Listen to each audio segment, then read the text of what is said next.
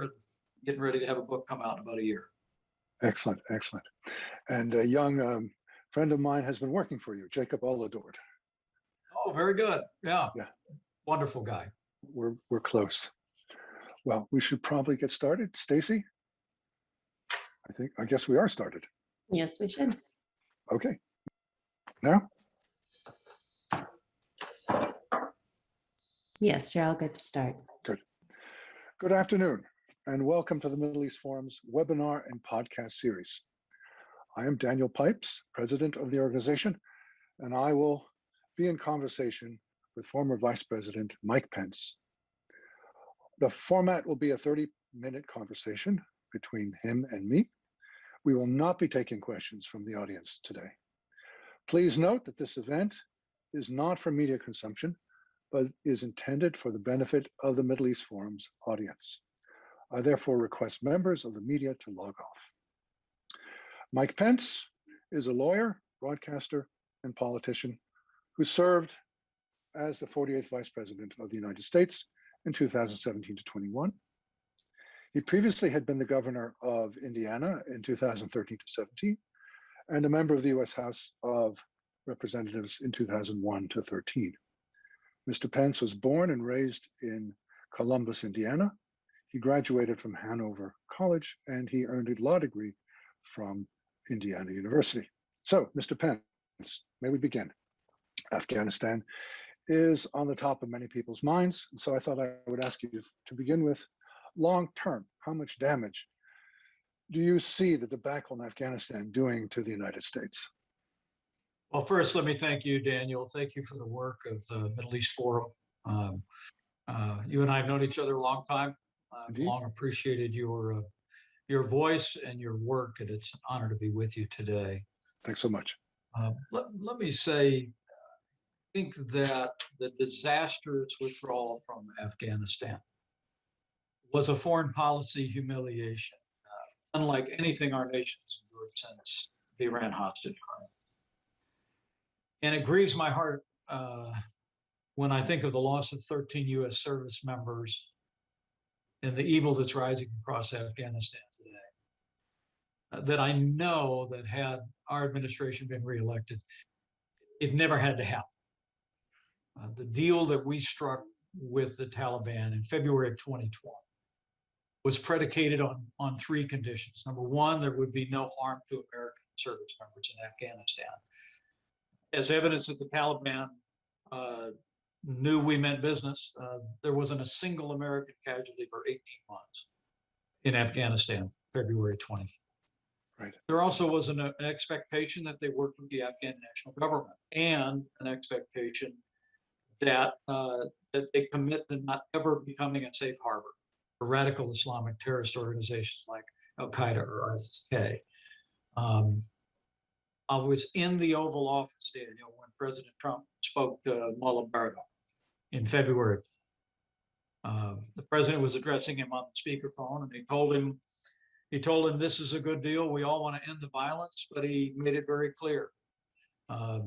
He said, but if you break this deal, we're going to hit you harder than we've ever hit you before. And I could tell from where I was standing, the tone in the Taliban leader's voice, and said he knew we meant business. Of course, this was just a matter of weeks after the president had given the order to take down Qasem Soleimani. It was a matter of a few months after our armed forces had taken down the last inch of the ISIS caliphate in Syria and eliminated Abu Bakr al-Baghdadi without one American casualty. And so I believe in my heart that things would have been different. There's a saying that I know you aspire to the principle that weakness arouses evil, that peace comes through strength, and I believe that the signals of weakness from this administration, not just in Afghanistan, Daniel, but when we saw thousands of rockets raining down from Gaza on Israel, and for days and days, the Biden administration remained silent about that. When we see this administration go back to the table and reopen negotiations over the Iran nuclear deal, I think all of those send a message of weakness that emboldens our enemies in Afghanistan and across the region. And the long-term impact of it, I think is going to be very significant. And the only answer to that is going to be eternal vigilance. We have to demand that this administration and our military remain vigilant against any rising threats. We absolutely have to demand that every American and every American ally is given safe passage out of Afghanistan. I must tell you, I just think it's unconscionable that we withdrew from Bagram Air Force Base and withdrew most of our forces. And when the last American soldier left Kabul airport, we actually left Americans and American allies behind. It's just unthinkable. It's not the American way, and I believe the impact on our nation's reputation, but also potential rising threat in Afghanistan will be very significant. Gotcha. You mentioned three instances, Afghanistan, Iran, and Arab-Israeli, of American weaknesses. Would you hazard an opinion as to why there's this consistent weakness on the part of the Biden administration? I think it's very reflective of a philosophy that President Biden has embraced throughout his public career. This was the administration that remember the precipitous and reckless withdrawal of U.S. forces from Iraq that created the very conditions where ISIS was virtually conjured up out of the desert, overran vast amounts not only of Syria, but of Iraq, and it took forces going back in. And then our administration letting our military go do what needed to be done, give them the rules of engagement and support to go and take down the ISIS caliphate. But I also think that support for the Iran nuclear deal of the last administration. I mean, I have to tell you, there were many elements of progress, and I know you wrote about them, spoke about them often through the Middle East Forum, Daniel. But in so many ways, President Trump and our administration changed the dynamics across the wider Arab world by standing first with Israel, by welcoming Arab allies to join with us to isolate Iran, and we isolated Iran as never before. And now this administration is going back to what wasn't working. They're going back to the very policies that had, when we came into office in 2017, the leading state sponsor of terrorism, Iran, was sowing violence all across the region. And that was why President Trump got on a plane, went to Riyadh, and called together leaders of Arab nations, and in concert with Israel, we worked to create new alliances ultimately that came to fruition a year ago in the Abraham Accords. You mentioned a philosophy. Could I press you on what that philosophy is of the Biden administration and, by extension, the Obama administration? Well, I think that the fundamental difference is, and of course, this goes back for Democrat administrations, at least to Clinton and perhaps to Carter. I'll have to pull one of your books off the shelf just to refresh my memory. It's this notion that America's job in the Middle East is to be an honest broker. And my view is, and I think the view of the majority of Americans is, America stands with Israel. Israel is, as I like to say, our most cherished ally. And it's been that uncertain message that I think has created the failed policies of the past. We were able to see a year ago this past week, two Arab nations normalize relations with Israel. I think for the first time in 3 decades, and that was because we began with an unapologetic stand with Israel, moving the American embassy to Jerusalem, recognizing the Golan Heights, standing shoulder to shoulder for Israel's security and prosperity, but also extending a hand to Arab nations around the region who would join us, not only in achieving peace in the region, but also in isolating Iran as it sowed violence across the region. But I do think it comes from a long history of liberal Democrat policies that have failed in one administration after another. And under President Trump and our administration, we changed the dynamics in the region. And I have to tell you that I think those of us that cherish Israel, those of us that long for peace in the region and end to the threat of terrorist violence from places like Iran and elsewhere, should be very concerned now, the direction of this administration. Speaking of being concerned, what about the JCPOA, the joint, blanking on it, the Iran deal? Do you think it is possible to end the Iranian nuclear threat through diplomacy? Any chance at all? I must tell you that I thought one of the best moves our administration made is when we withdrew the United States from the JCPOA. The deeply flawed agreement that, rightly understood, it didn't prevent Iran from obtaining a nuclear weapon. It simply delayed for a decade their ability to pursue a nuclear weapon. And as the president made clear, our administration made clear, we will never allow, the United States must never allow Iran to obtain a usable nuclear weapon, because we know through their repeated and expressed aspirations, the existential threat that would mean to the Jewish state of Israel. And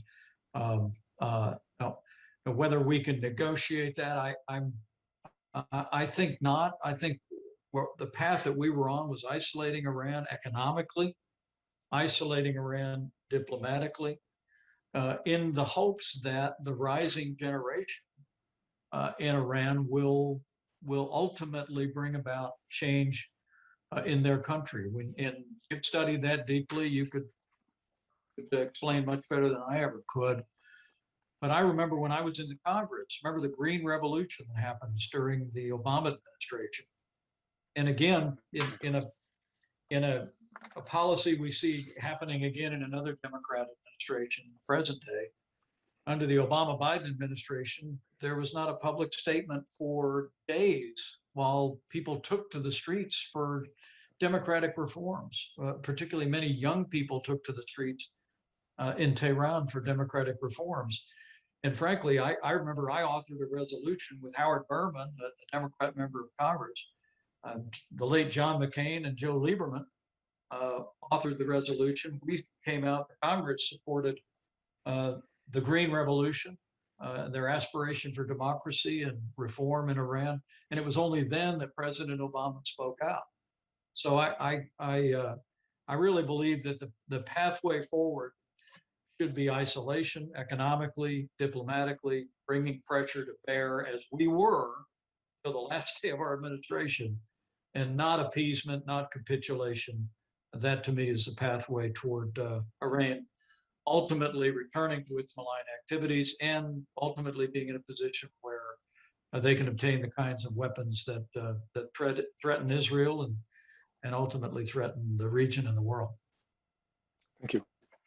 You mentioned a couple of times the Abraham Accords, and it's now a year since they took place. 1 year later, how do you assess them? What have they achieved, and what is their future? Well, for me, it was one of the most unheralded diplomatic breakthroughs in the last 25 years. Now, of course, we're all on the South Lawn of the White House in the middle of a presidential campaign season. But to be there with the Prime Minister of Israel, the President of the United States, and the leaders of two Arab countries as they normalized relations, and we have a deep conviction that the opposite was true. That in fact, I heard the president more often than not talk about the possibility of a peace agreement in the Middle East being more possible if you take what's not negotiable off the table, meaning that Jerusalem would be the capital of the Jewish state of Israel. That the man who wrote The Art of the Deal said, if you want to do a deal, first you take off the table what's not negotiable. And then you can all start to talk about what is negotiable. And I must tell you, with a great nod to the extraordinary efforts of Jared Kushner, special advisor to the president, with our ambassador David Friedman, our diplomatic team went into the region, engaged Arab countries, and brought us to that moment. And I think when the history of our administration is written, and as I tell you, I'm in the process of writing one myself. Good. I think the Abraham Accords will, I pray, loom larger and larger and larger as time goes on. You know, sometimes when you drive away from a mountain range, you look out your rearview mirror, the mountains appear to be bigger the farther away you get. I have a feeling the Abraham Accords will be that as well, that we'll look back, I pray, and see it as a time when we began to see a general sea change across the Arab world, recognizing Israel's right to exist, normalizing relationships, strengthening economic ties, but it's going to take American leadership and a willingness to continue to build on the Abraham Accords, and that a year on is yet to be seen from this administration. We saw it as a beginning, not an end.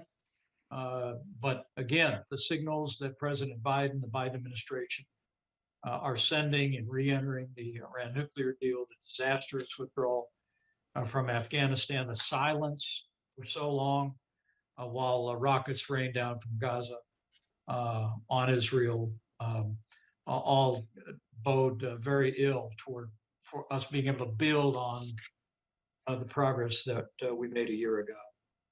Secretary of State Blinken did celebrate the Abraham Accords a few days ago.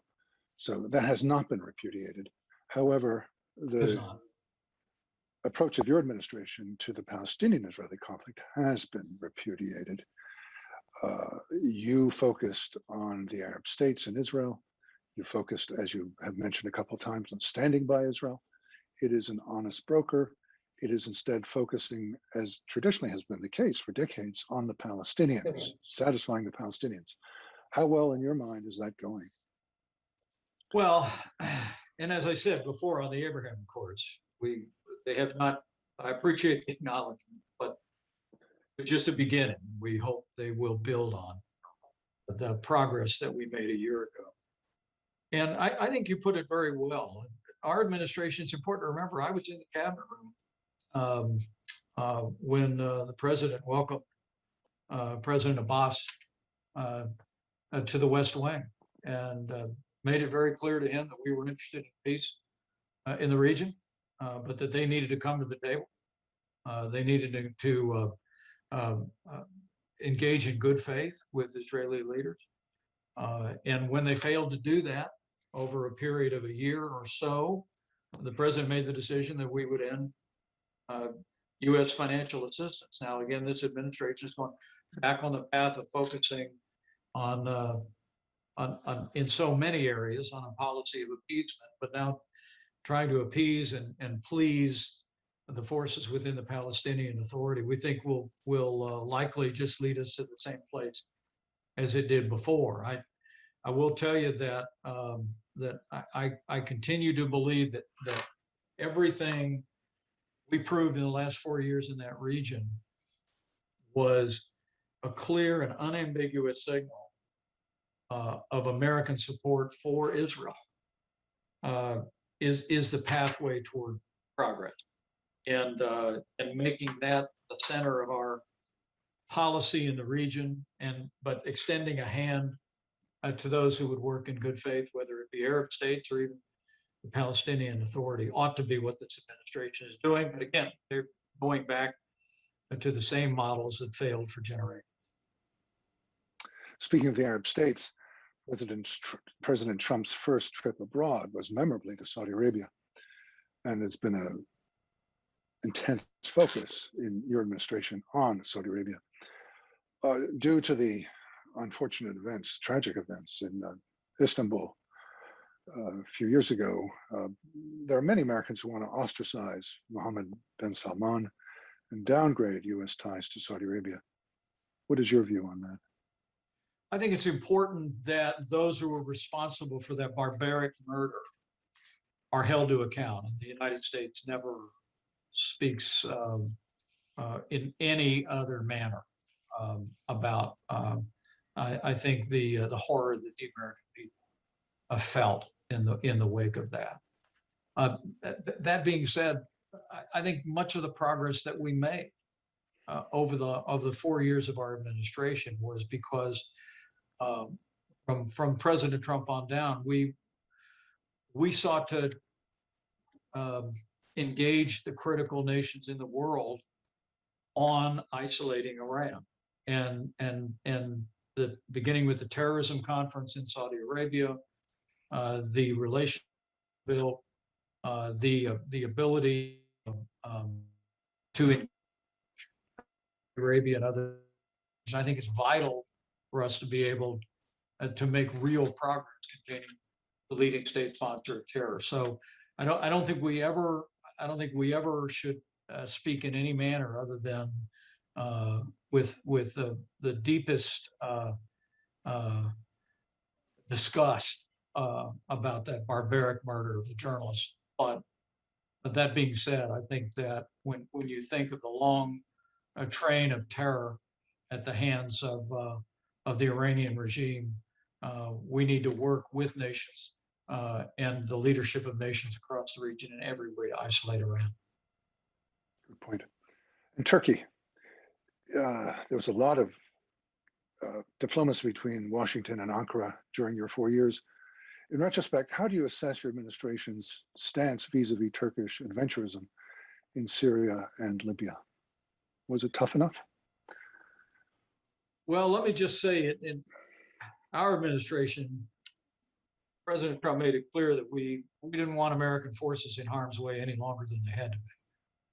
And the decision the president made to withdraw American troops from the Syrian and Turkish border was born of that impulse.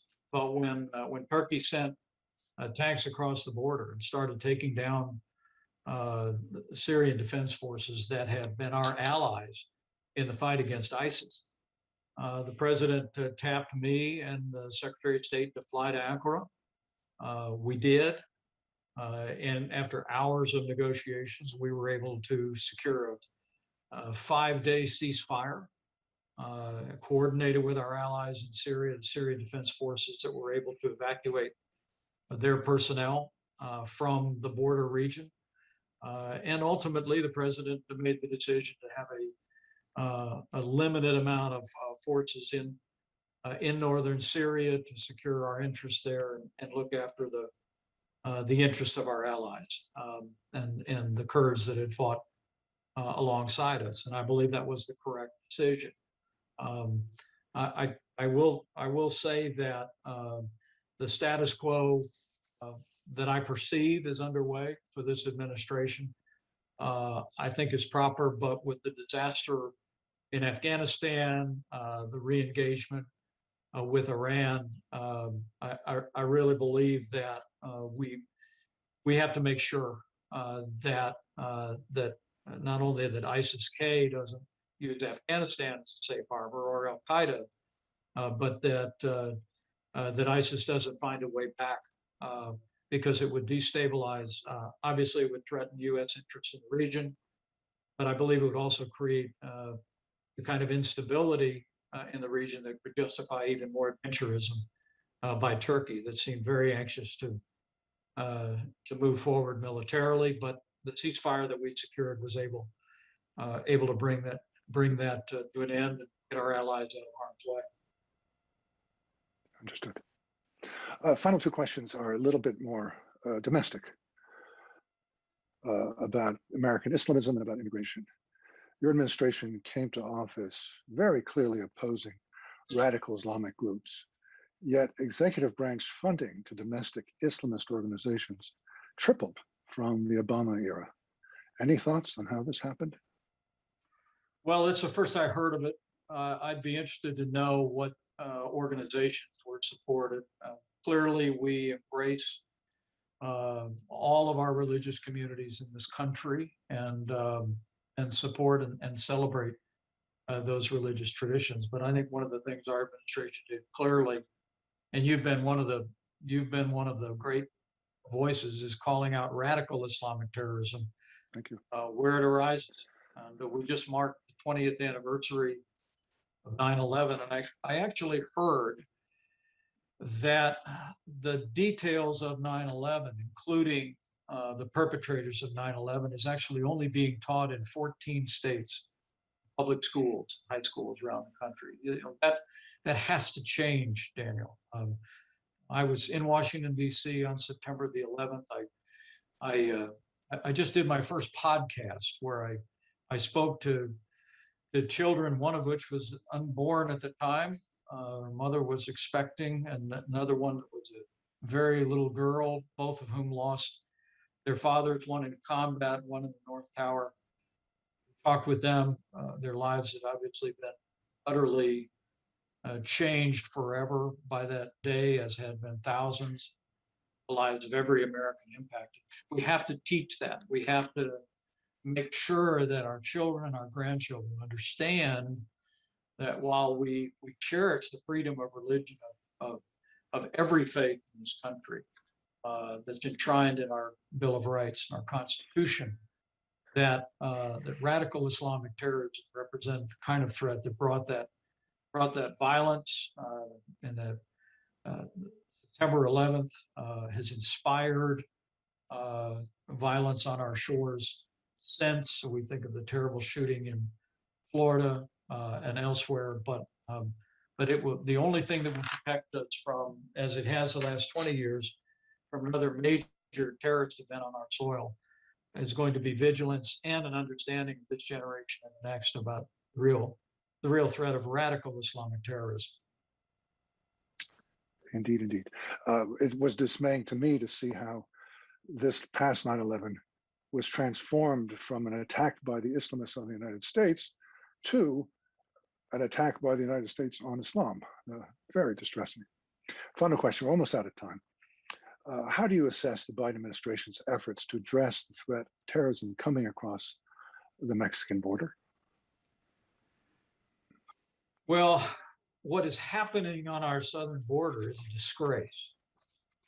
And it is the direct result of decisions made by President Biden literally on his first day in office.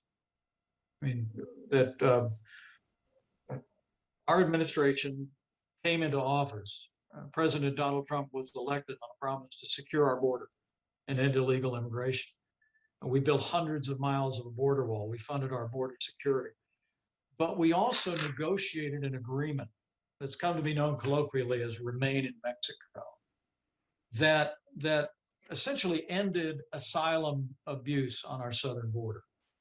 It rightly understood, the crisis of illegal immigration is driven certainly by people that sneak across the border, by dangerous people that bring drugs and contraband across the border. But a large majority of the people coming across our border, and I would say the vast majority of those that you see under the bridge in Texas today and elsewhere, are coming across the border prior to our change, applying for asylum. And the way it would work, Daniel, is if you applied for asylum, that you would be essentially stopped, processed, you'd be given a court date maybe a year to a year and a half later. And at that point, you'd be released into the country. And less than 1 or 2% of the people who applied for asylum ever came to their asylum hearing. What our administration achieved was an agreement with Mexico that required Mexico to accept all of the asylum applicants back into Mexico, to remain in Mexico while we were processing their asylum application. When this was put into effect, and it was achieved because President Trump told the Mexican authorities that if they didn't allow us to do that on the entire border, we were going to do a 10% tariff on all the goods coming across the border. Every lock, stock, and barrel was going to be tariffed. He asked me and the Secretary of State to negotiate with the Mexican delegation. In 2 short days, we achieved an agreement that once it went into effect, we reduced illegal immigration on our southern border and the crisis at our southern border by 90%. And on day one, President Biden rescinded the Remain in Mexico order, as well as other policies that had also been working. And to no one's surprise who understands this, the cartels immediately went about what they do, and that it's essentially gathering people up in the Northern Triangle countries in Central America and from elsewhere, and having them pay money to bring them up on a long and dangerous journey to the border to apply for asylum and disappear into the country. We know why it is happening right now. I saw today that several dozen Republican governors are now calling on President Biden to take a meeting to talk about ending the crisis. This is the worst crisis at our southern border in 20 years. And at a time when our nation is still wrestling with what remains of the COVID pandemic, we have to take into account that people are coming into the country, are not being tested, are being sent to communities around the country, adding to the challenges that we face. And I just think, again, it represents the kind of failed leadership that we've witnessed in Afghanistan, that frankly we've witnessed on the southern border and in a whole range of areas of this administration. And it's the reason why we're going to be leaning into this effort. We're going to be calling it out. And I'm going to continue to travel all across the country supporting Republicans that are standing for office in state house races and for the House and the Senate across America. My hope and aspiration is that we win the Congress back in 22 and we win America back in 24. Very good. Thank you so much, Vice President Pence. We've come to the end of our webinar. I most appreciate you joining me. I would also like to thank my colleagues, Cliff Smith for arranging this interview and Stacey Roman for her behind-the-scenes work. Should you wish to learn more about the Middle East Forum, please visit us at meforum.org to see our writings and broadcasts. You can also sign up for our mailings. So with that, I thank you again, Vice President. Wish you well in your work and your career, and appreciate your insights. Thank you, Daniel. Good to be with you. Goodbye.